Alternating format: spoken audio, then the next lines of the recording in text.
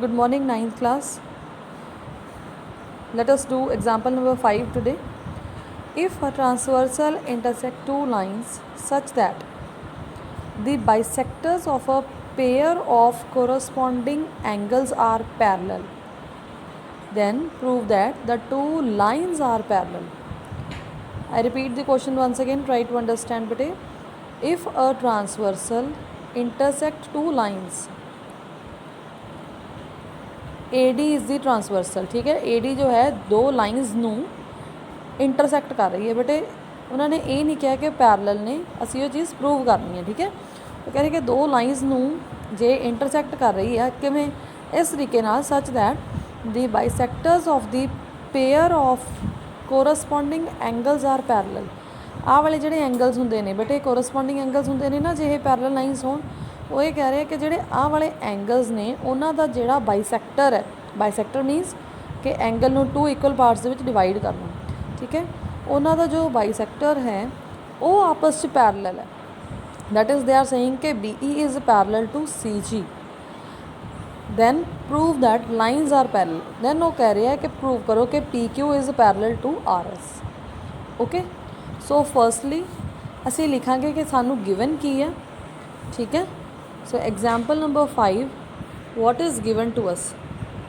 सानू ये गिवन है बेटे कि ट्रांसवर्सल AD, ठीक है ना।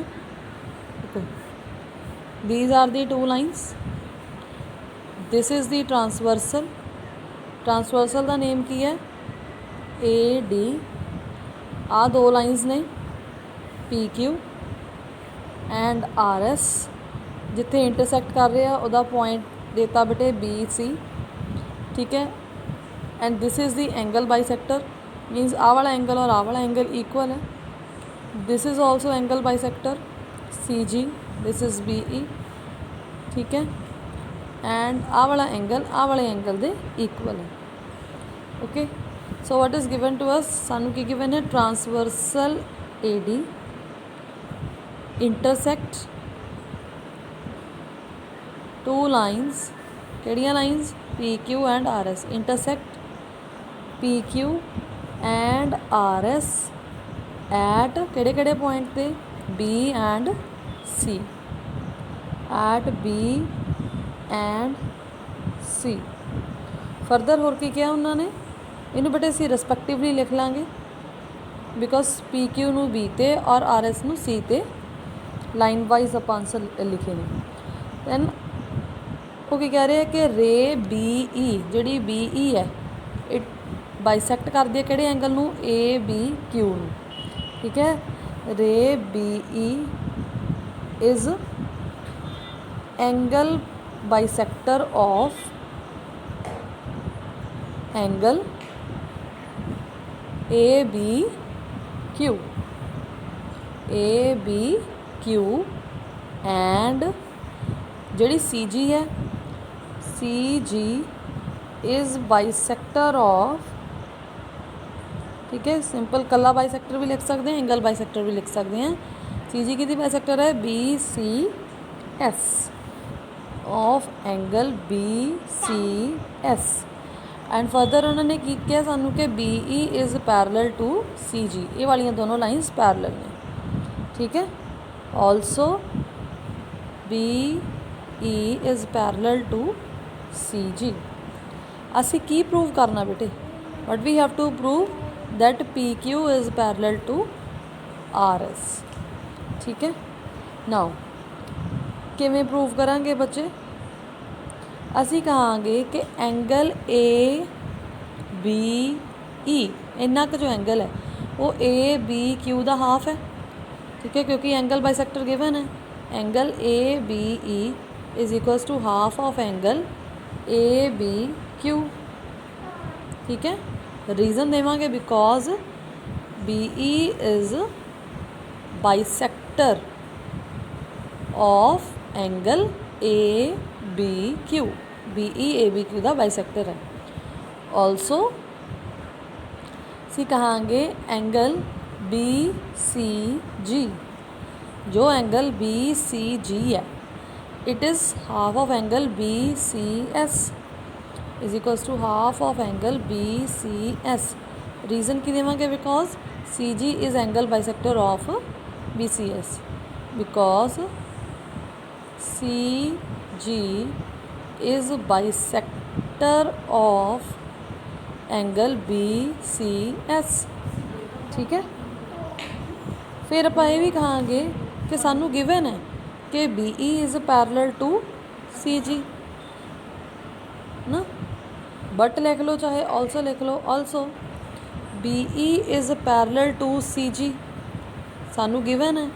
इट मीन्स कि जो आ वाला एंगल है ABE और BCG, both of this angles will be equal corresponding angles के अकॉर्डिंग। ठीक है, this implies angle ABE, this angle and angle BCG both are equal.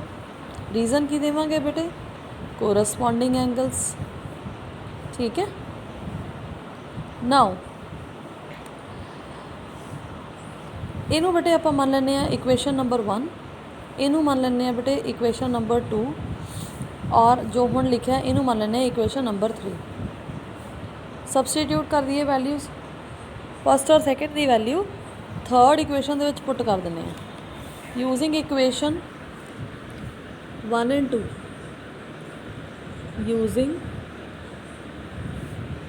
Equations 1 and 2 in third they which put कर दिए तो ABE की जगह तो बेटे मैं लिखूँगी half of angle ABQ is equals to half of angle BCS।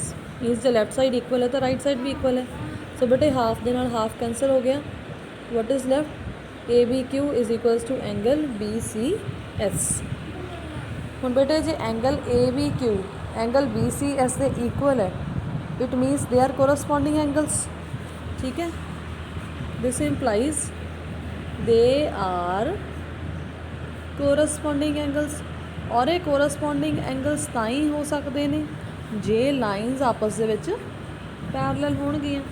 ठीक है, therefore PQ is parallel to RS की कहांगे by converse of this axiom. ठीक है, bye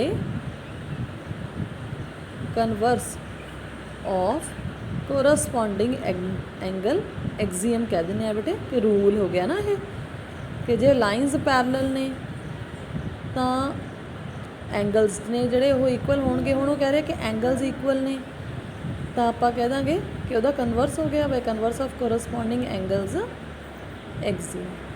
okay, next moving to example number 6।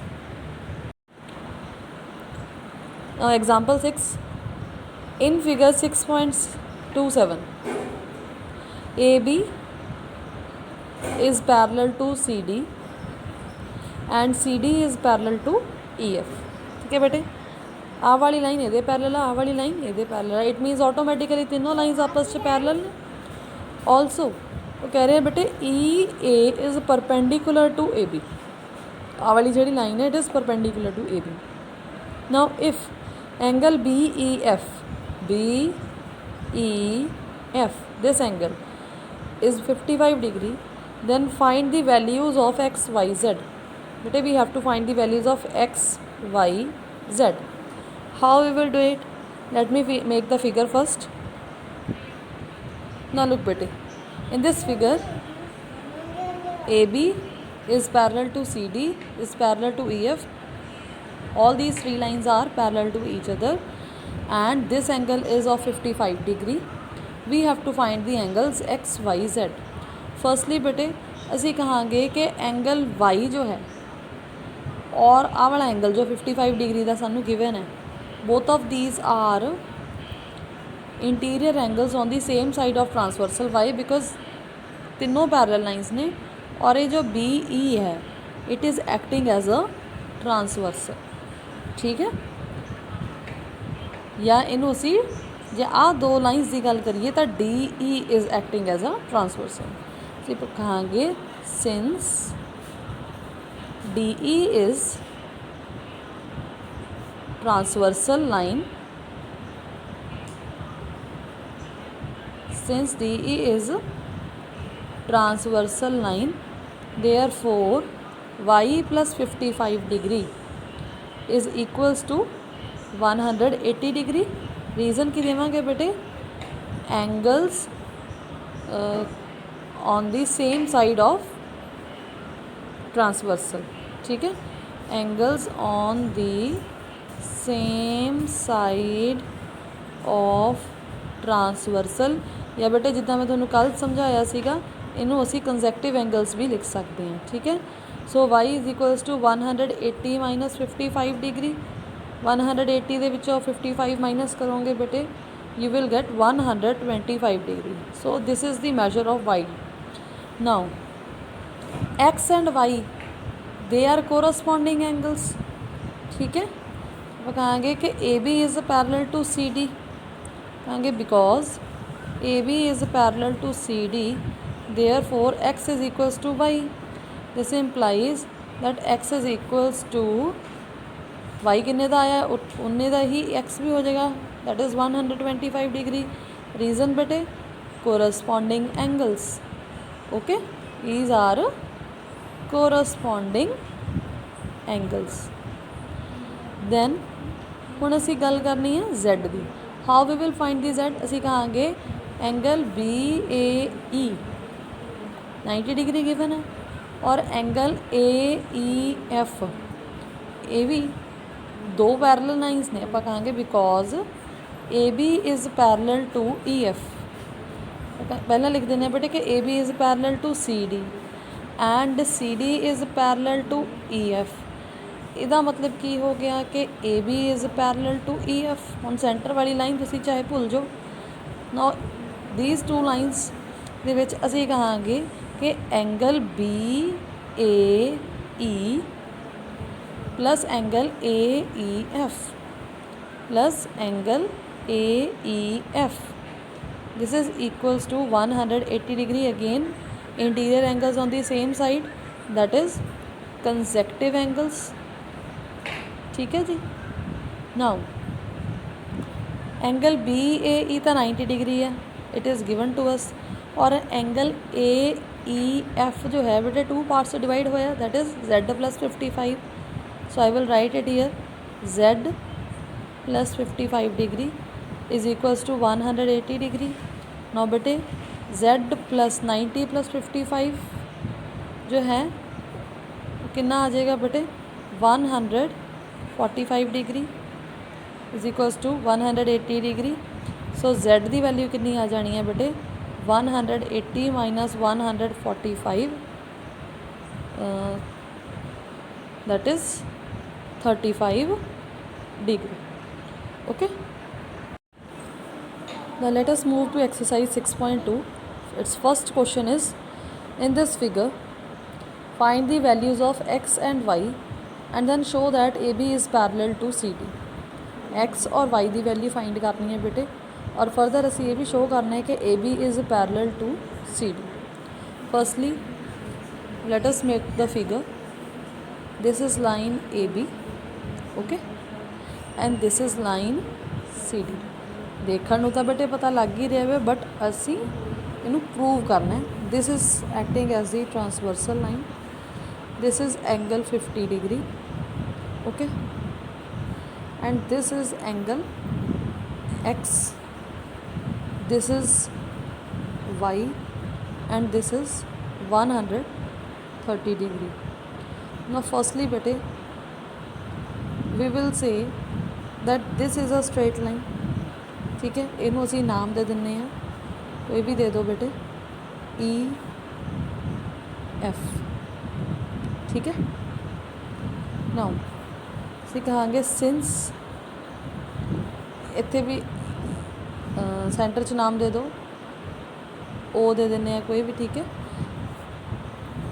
इनू नाम दे दो तुसी P दे दो, इनू Q दे दो, ठीक है। ओ दी जगह ते मैं Q लिखता।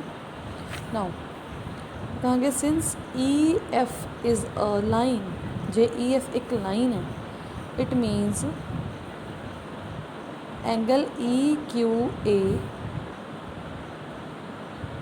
Plus angle A Q P आ ਜਿਹੜੇ दोनों एंगल्स ने एंगल ए क्यू पी किन्ने डिग्री के बराबर होणगे बेटे 180 degree reason linear pair.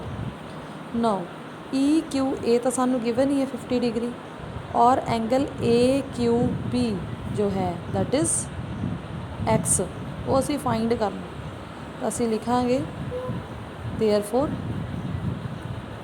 X equals to angle A Q P is equals to 180 degree minus 50 degree that is x की वैल्यू कितनी आ गई बेटे 130 डिग्री। दैन फरदर बेटे ये क्रॉस का साइन बनया होया और मैं तुहानू कहा सी कि whenever there is a sign of cross तो जोड़े ऑपोजिट एंगल्स होंगे they will be equal. So असी लिखांगे also y is equals to 130 degree reason की देवांगे बेटे वर्टिकली ऑपोजिट एंगल्स तुसी फुल लिखना vertically opposite angles. Now compare जे करिए बेटे x की वैल्यू भी 130 डिग्री आ गई और y की वैल्यू भी 130 डिग्री आ गई। इट मीन्स कि जो x एंड y ने वो अल्टरनेट एंगल्स हो गए। ठीक है लिखांगे since x is equals to y is equals to 130 degree angles opposite हो गए। ਇਹਦਾ मतलब की हो गया कि ये वालियां जड़ियाँ दो लाइन्स ने ए बी और सी डी वो आपस में पैरल होणगियां।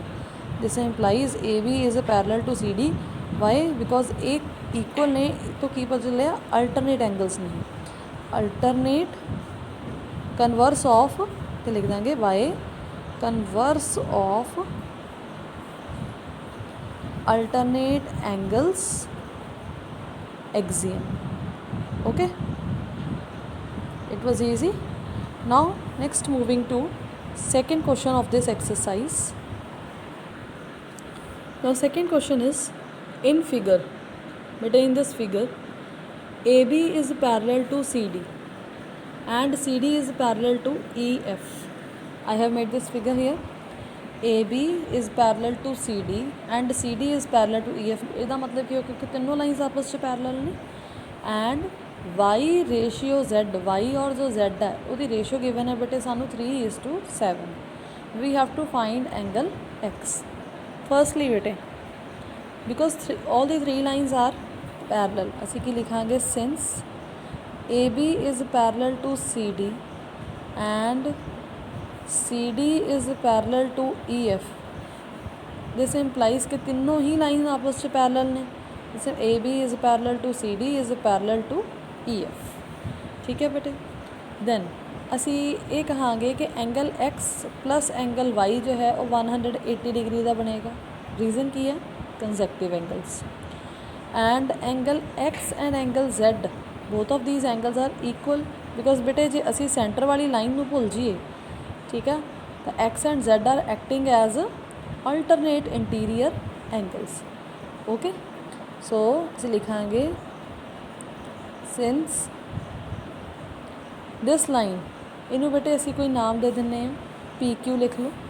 ठीक है कहांगे since P Q is transversal.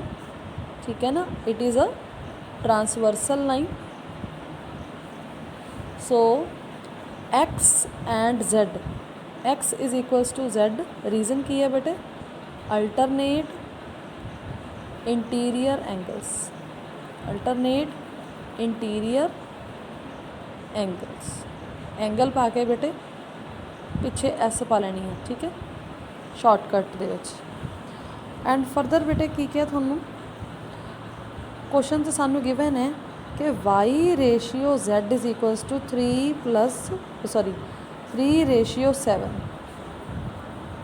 यही गिवन है ना y ratio z is equals to 3:7। हुण मैं कहता कि x और z इक्वल ने इट मीन्स मैं लिख सकती हैं कि y ratio x is equals to 3:7। Further बेटे मैं भी क्या कि x plus y is equals to 180 degree. ठीक है रीज़न की है कंसेक्टिव एंगल्स।